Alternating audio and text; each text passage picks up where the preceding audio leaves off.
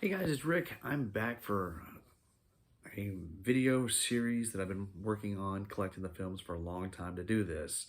And I'm calling it The Cinema of Frankenstein. I'm going to go through as many of the Frankenstein films as I can find and watch them chronological order. Kind of see which one goes towards the book, because I'm actually reading the book while I'm doing this and find out what's the best adaptation. And when we wrap this up on Halloween night, we'll have that film.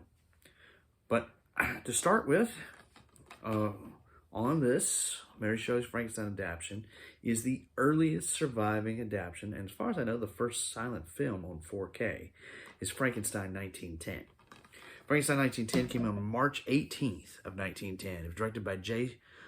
Sear Dalley, and he also wrote it. Runs about 12 minutes with modern technology. I think 16 minutes was released because it releases a higher speed. Although it does not show their names, we have identified all the players in the film, or the three main ones. Augustus Phillips was Frankenstein.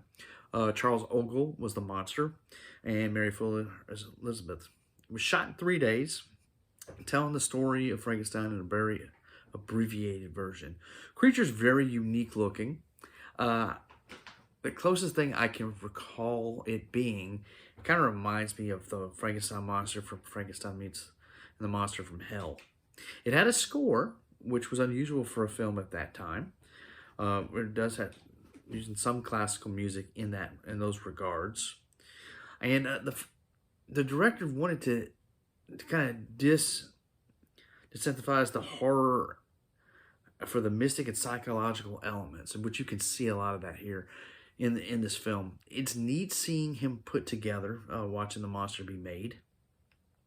That's a pretty interesting scene, and how they did that. It looks like there may have been some puppetry work or something of that nature done in that scene till the creature appears.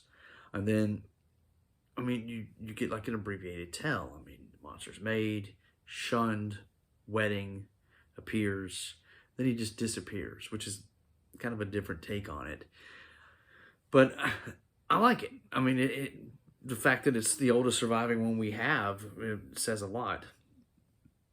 And I mean, and the print's pretty rough, but the Library of Congress did the best job they can with it. And I'm actually, due to its public domain status, I'm going to link it down below in the comments section where you can see it. Everyone needs to see it at least once if they're a horror fan. There's no reason not to see this film. You should, because I mean, it's a piece of history that's worth seeing. I mean, and with the wrong time being so short, there's no reason not to watch it. But overall, it was neat to see. I mean, I'm glad it still exists, and the whole reason the one print in existence exists is because of a collector in the his name was Detlef, if I'm not mistaken, who had sat on a print, didn't know how relevant it was in the 70s, had a new 35 millimeter created for it.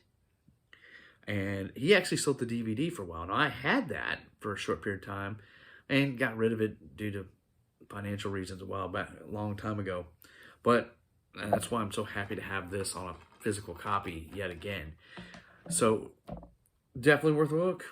So this kicks off the first and 31 films that we're going to watch. So take care, and that's all. Go watch a Frankenstein movie.